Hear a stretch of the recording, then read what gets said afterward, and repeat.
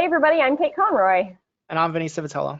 And this is Other People's Business, which is the podcast from the New Jersey Business and Industry Association, the largest statewide business association in the country, representing approximately 1 million employees. We release a new episode every other Wednesday, so be on the lookout for that. Shout out to New Jersey Manufacturers Insurance Group. They do home, auto, and workers' comp, and they are the official sponsor of the show. So check them out if you need some updated coverage. Awesome. Just a couple of housekeeping matters before we get started. This show is available anywhere you can get a podcast. That's iTunes, Google Play, Amazon's TuneIn. We even put these things up on YouTube if you'd rather watch than listen. But if you are listening on a network that allows for ratings and reviews, we totally appreciate that 5-star review. Helps us get discovered by more awesome listeners just like you. And I know you're going to do it. So with that out of the way, our guest today from Primepoint HRMS and Payroll is Keith McDonald. Say hi, let the audience hear your voice. Hi, Vinny. Hi, Kate. Thanks for having me. Thanks for coming. Yeah, we're so thrilled that you could be with us. Okay, so today's icebreaker is, what are you currently binging? All right, currently binging. Right now, I would say it is Mighty Ducks Game Changers with my 11-year-old son, Colin. Is that the one on Disney Plus? Yes, it's on Disney Plus, and it's really good. It's really good. I went into it not knowing what to expect. You know, I was a fan of the movie years and years ago, the 90s, but they bring Emilio Estevez back. So now he's like a washed-up owner of a rink, of an ice rink, and but it's got the good formula where the team is like called the Don't Bothers, so it's a team. So it's actually not the Mighty Ducks. The Mighty Ducks are now like the competing team. They're almost like the evil team. Oh, and no. Yeah. So now the Don't Bothers are the good team, and it's really the cast-offs, the players who weren't good enough to make the Mighty Ducks or other teams. They're on this team, and that's why they're called the Don't Bothers. Here's the thing that always got to me about the Mighty Ducks movies. So in that first movie, they were just a bunch of kids who were not terribly good at hockey that, were, I think they weren't even really called the Ducks. It was District 5, and then they eventually became the Mighty Ducks later. But like, there were other teams that were considerably better than them in their own little Pee Wee hockey league. And then in the second movie, their entire team becomes Team USA. Like, they are the best team in the country, and they get like a handful of kids. It's like Keenan Thompson and a couple of other kids to join them, but they are Team USA. And I'm like, they weren't even the best players in their own little town, let alone the whole country. And then that gets proven in the third movie when they go to high school and they're not even good enough to make their varsity team. And I'm like, you guys were Team USA not like 6 months ago. And now you're telling me there are people at your own high school who are better than you? And now I'm hearing that like Estevez, who coached Team USA, is washed up and not even good enough to like coach team. So it's they can't seem to get their act together on this or their story straight. I love how you're trying to inject logic into this, because I mean, it's the Mighty Ducks. There's no logic. I mean, the writing was passable, right? It was not a great movie. I mean, Disney is asking you to fork over your $8 a month or whatever it costs for Disney Plus to watch this show. There ought to be some logic to it. Come on, you're asking Disney to give you logic? That's preposterous. That's preposterous. Okay, hey, the Disney Plus shows have been pretty good. The Mandalorian, WandaVision, yeah. They were all, I'm just looking for that same level of quality if they want me to maintain my subscription. That's all I'm saying. All right, that's fair. That's totally fair. And to be honest, I was a fan of Mighty Ducks growing up. It was filmed in St. Paul, so there's a lot of landmarks that I know well, that I've been to, because it's just where I lived. So that was always fun to like be able to see, like, oh, I've been in Mickey's Diner is on movies. That's cool. But yeah, for what it was not art. I will say that. That is no. Did they get any of the kids to come back, or is it just Estevez? Well, in one episode, they, and spoiler alert, if, but now one episode they have a couple of the original, I believe, cast members. I wasn't sure if they were actually the ones, but they say that from the original team. Yeah, you can't Wow. get away with recasting those kinds of things these days. Like you either bring the original people back or you don't. Yeah, I so I'm agree. thinking they did. I couldn't remember them because it's been so long. But yeah, that was one of the episodes that they put him in. I don't think any of those kids went on to like have careers, right? I mean, I Estevez was the mean, star. Keenan Thompson's doing pretty well for Oh himself. my God, Kenan Thompson. Yeah, Joshua Jackson. Wait, Joshua Jackson definitely had a career after the Mighty Ducks, but not to this Pacey? day. Are you Yeah, talking about Pacey yeah, was he in was the the Mighty main Ducks kid. and I missed it? Yeah, he was the main kid, like the main young character. Like Estevez was the main character, but he was like the main kid. I Um, must have been such a little kid when that came out. It did not register with me at all. do you remember the Daredevil Netflix show? Yes, So Foggy, Daredevil's friend, Rocky he Bottom. was Yes. like the bully guy that they draft onto the team, and Right. yeah. To be honest with you, I'm drawing a blank on most of the other kids on the team though, but at least those three. And Keenan Thompson definitely went on to have a great career. Oh my mind. I didn't. SNL, all that. Yeah. Yeah, they didn't get Keenan Thompson for the new one. That's a shame. Yeah, that would be really cool. Well, I feel like I all need to right, go Kate, back. what have you been binging? So I watched from start to finish The Wilds.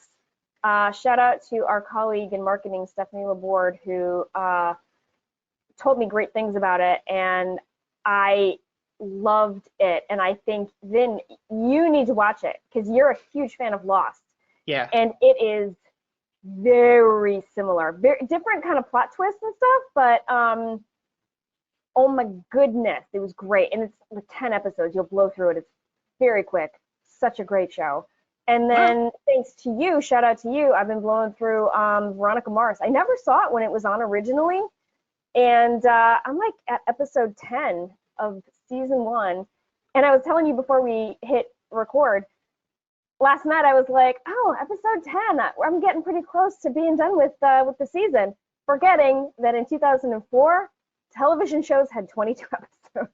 Yeah. It's long. I mean, I was saying It's like it's definitely a product of its time where it wasn't quite what TV was before that, but it wasn't quite what it is now either. It was this time that existed in between there where things were trying to get to where they are now with those season-long story arcs and everything. And at the I've been binging it myself. I'm further along than Kate is. I think I'm in the 3rd season right now. We're only recording this like 2 or 3 days after the last episode we did. But the thing is, like that first season, if you don't already know the answers to all the mysteries, that 22 episodes feels so long. It's just like get to the answers. But afterwards, like when you've already seen it and you're rewatching it, you kind of appreciate that extra, like those bonus episodes that are thrown in there. You can appreciate the time spent more. Good stuff. Hmm. Yeah. So is that what Oh. you're binging, Veronica? Yeah, I mean, it's only been like a couple days since we did the last one. I've been fitting in episodes of the new Star Wars show on Disney Plus, the Bad Batch. It's not quite on that level of like the Mandalorian, if that's where your bar is. It's definitely a continuation of the old Clone Wars show, I agree. but it's worth it if you've watched all of that stuff. I don't know. Fair enough. Okay. Yeah, I gotta watch I think we're a couple episodes behind now on the Bad Batch, but yeah, it seems pretty good. But like you said, it's not on the level of Mandalorian. Yeah, I mean, not even just the Mandalorian, but they did that the Clone Wars revival, the final season of the Clone Wars, and that was phenomenal. See, And I missed that. Okay. oh no, definitely go and watch that. That was amazing. Okay. But this just kind of harkens back to that like the classic Clone Wars cartoons where it was, kind of meant for like 15-year-olds. I don't know. So they're not really getting me on this. Gotcha. But anyway, tell me a little bit about Primepoint. So Primepoint, we're a payroll and HR technology company. We are based in West Hampton, Mount Holly, New Jersey, in Burlington County. We help businesses out with their payroll, their HR technology, time system. So any employers that are looking for a great solution for their payroll processing, paying their taxes, filing their quarterly returns. That's who we help.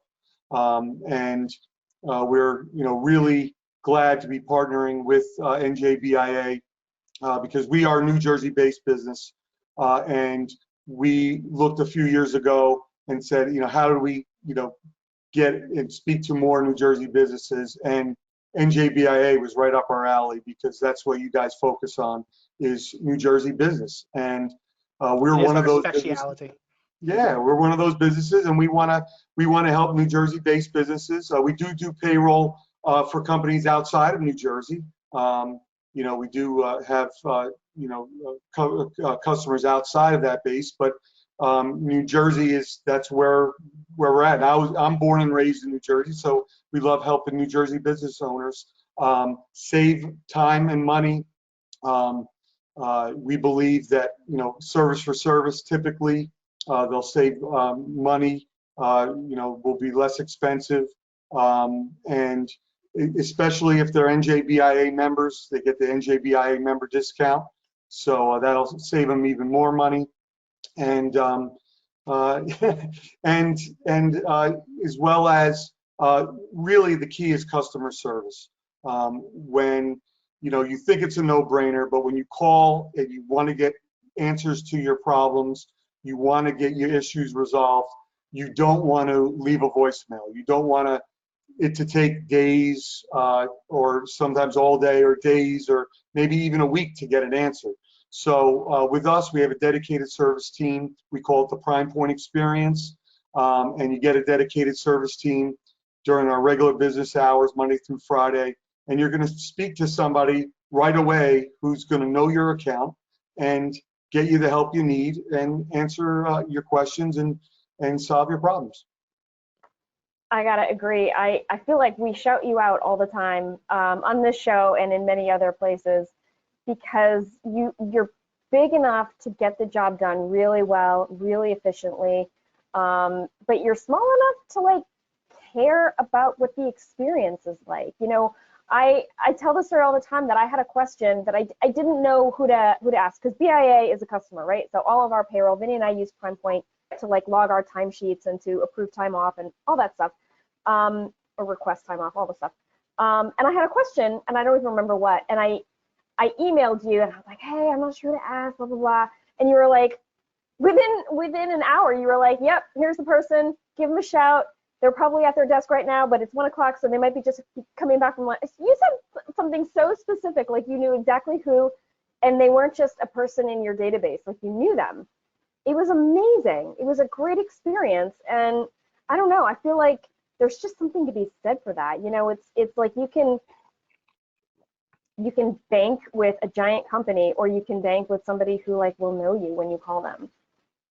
It's the same experience, I think. Exactly. Yeah, well, I'm glad you guys have that experience with us. Yeah. And we enjoy serving you guys. Oh. Yeah, prior to Primepoint, I think our HR department handled most of the stuff for us. And when we switched over, it kind of fell on us to fill out a lot of our own stuff. And I got to tell you, I was really nervous about that, but it was really easy. So kudos to you. Great. Awesome. Not only was it really easy, but there were fewer mistakes. Like no shade to anybody, but like if I'm in charge of keeping track in my head of what my days are, how many sick days do I have left, how many vacation days, I'm not great at that. I'm the queen of spreadsheets, and I had trouble with that. But with Primepoint, it's just right there, Exactly. It's really hard to make a mistake. Yeah, you'd be amazed at how many prospects I speak to that are still doing paper timesheets, requests where somebody's requesting for time off on a piece of paper, and then and especially now where a lot of people still with COVID are still working remotely, more and more they're like, why are we still in the dark ages doing it on paper where it can be lost or it just really doesn't get tracked, and that's why it's like, and even were some companies that were keeping it on even tracking it in our payroll system, but having the paid time off on their pay stubs. But that's only as good as your last pay. So when it's in a time system and you can view it in real time and you can see your balance and you can make a request and the request goes to a manager, that just makes everyone's lives a lot easier And like you say, you can keep track better of how many days you have because you can pull it up on your phone, you can pull it up on the web, on a computer, and then you can make a request. Yeah, I actually really love this one feature. I love, because, you know, we all take vacation days here and there, and if I'm on vacation, nowhere near my laptop, I get an email that somebody is requesting time off or they've got a sick kid. I just go in through the app on my phone, log in the way that I do with any other app, and approve it.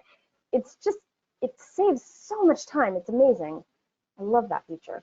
I was going to say my favorite thing about the whole thing is that you can kind of, from the employee side, is you can print stuff. So like come tax season, you know, like I'll get the W-2 in the mail and I'll put it in, let's call it like the tax folder around here. And then like when it's actually time to do the taxes, I have conveniently lost the tax folder. So it's very easy to go back into Primepoint's website and just print another one right off the thing. I don't even have to go to our HR department and be like, so I lost the thing. Right. And it's the same thing with like your pay stubs and all of that. I can print whatever I want, you know, or not at my, you know, own will. So that's cool. Exactly right. Yeah, that's a big feature because we talk to a lot of people where we're saying they're like, so I'm not going to have to worry about, you know, say the W-4, the W-2, like because my employees lose W-2s all the time. So I'm not going to have to worry about it. No, just tell your employees, go to the employee experience, it's there. And they're like, wow, that's going to save me a lot of time. You know, and I just, whenever I can, you know, tell them, go to the employee experience. Yep. All right, I think we're going to take a quick break, and when we come back, we're going to play a game. And we're back, and it is now time to play the game Awful or Awesome, which today is brought to you by Penn Medicine Princeton Medical Center. Thank you very much. I'm going to name 3 things, and we each have to decide quickly if they are awful or awesome, and then be prepared to defend our answers. Ready? Ready. Ready. All right. First up, pagers. I never owned a pager. I don't... They had such a very, very quick explosion of success, and then like they were made irrelevant almost as quickly, I feel like, right? Like, how long were pagers a thing? I forget.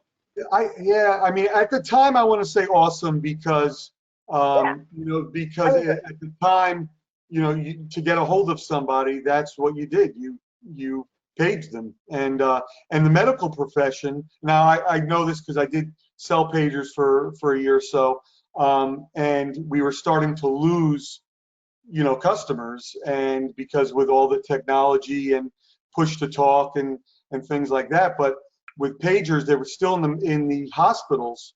That was still the only thing that was working because of the way the hospitals were built, and you know, with the rebar that the cell phones and the push to talk and it would not work for the doctors. So in order to get a hold of the doctors, you would still need to page them. I didn't know that that's why hospitals still had pagers up until very recently, the rebar. I had no idea.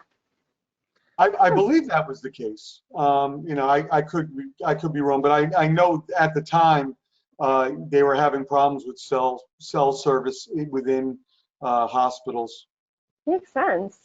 Yeah, I think awesome. I mean, I feel like it was one of those necessity is the mother of invention kind of things. People really needed a quick way to get in touch with other people, and pagers, man, fit the bill really well for, again, a short period of time, but they really hit it hard.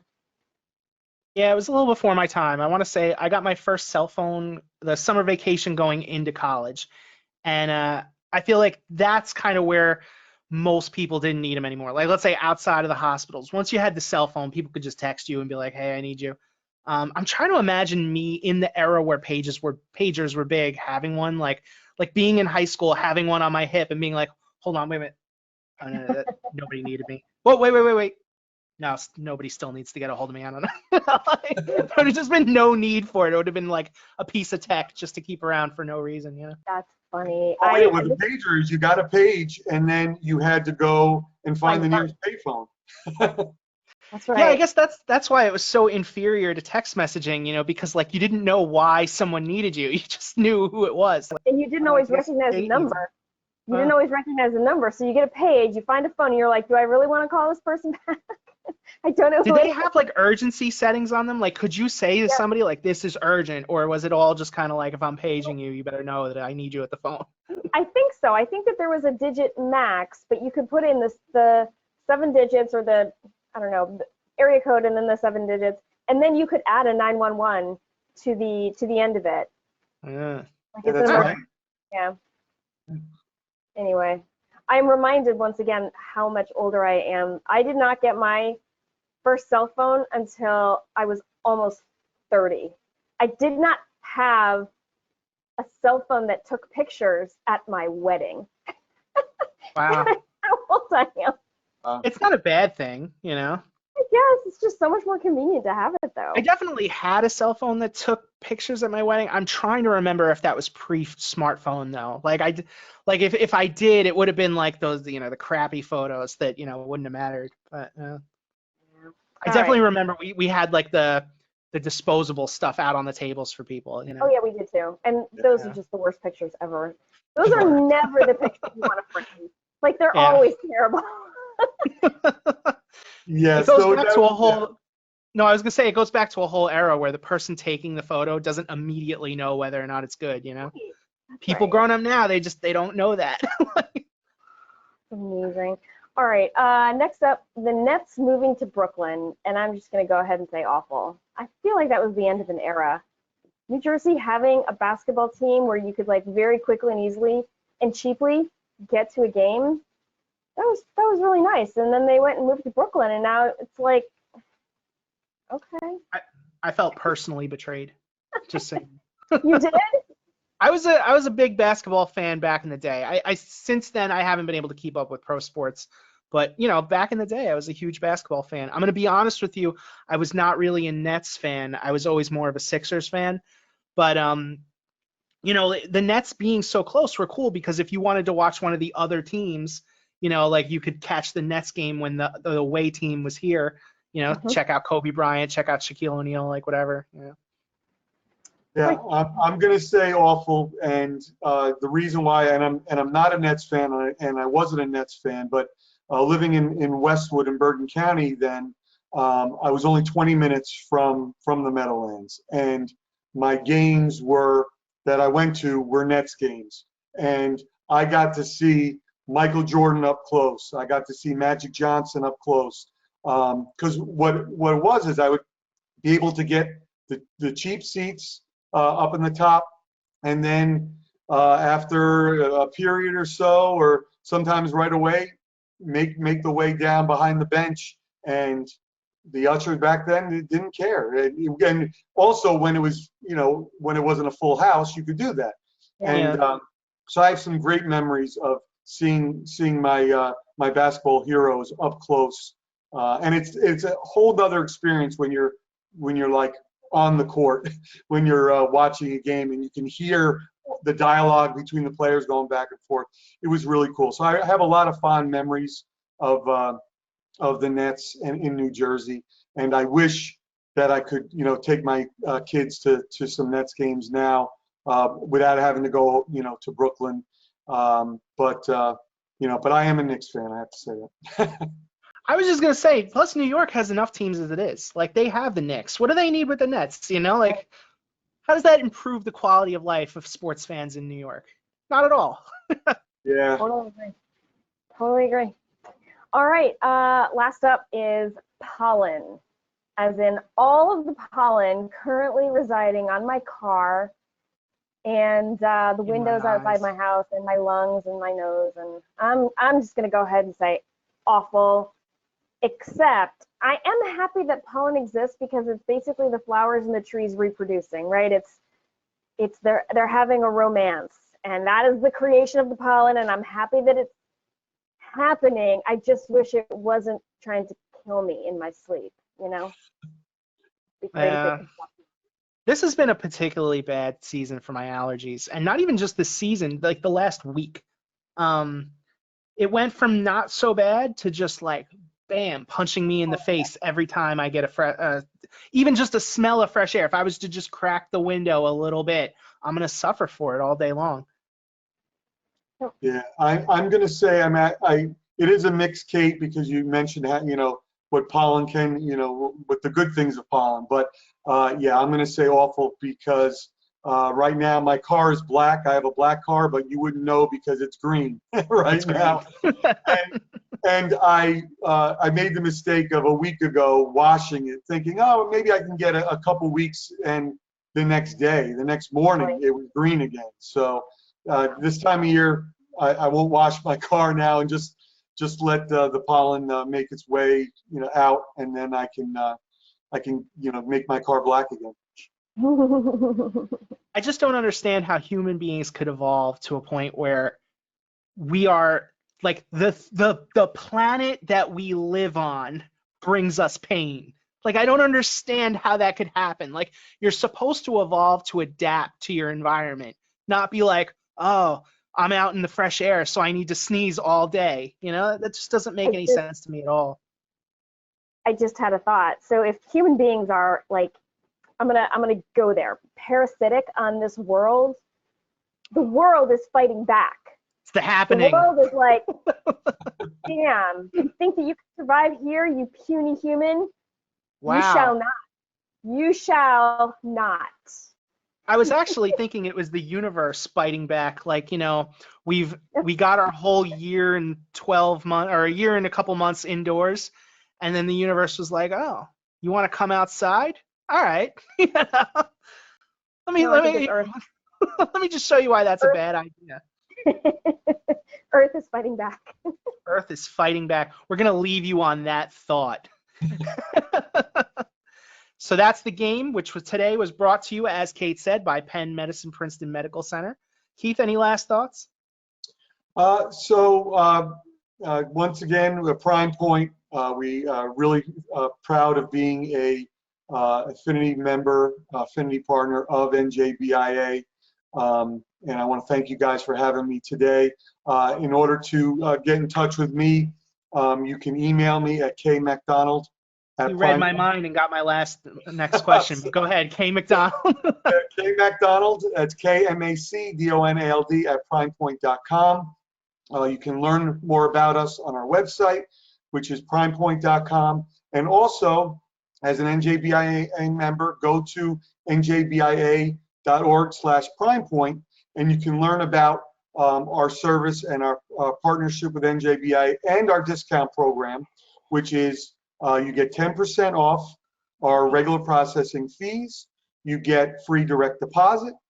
You get a free base processing module, as well as a $50 credit towards a monthly module or function, HR function.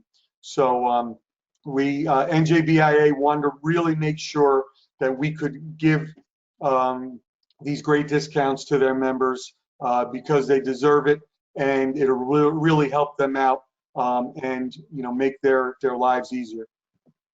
Very cool. All right, so since you already gave the how can I get in touch with you answer, I think that's the show. That's the show, yeah.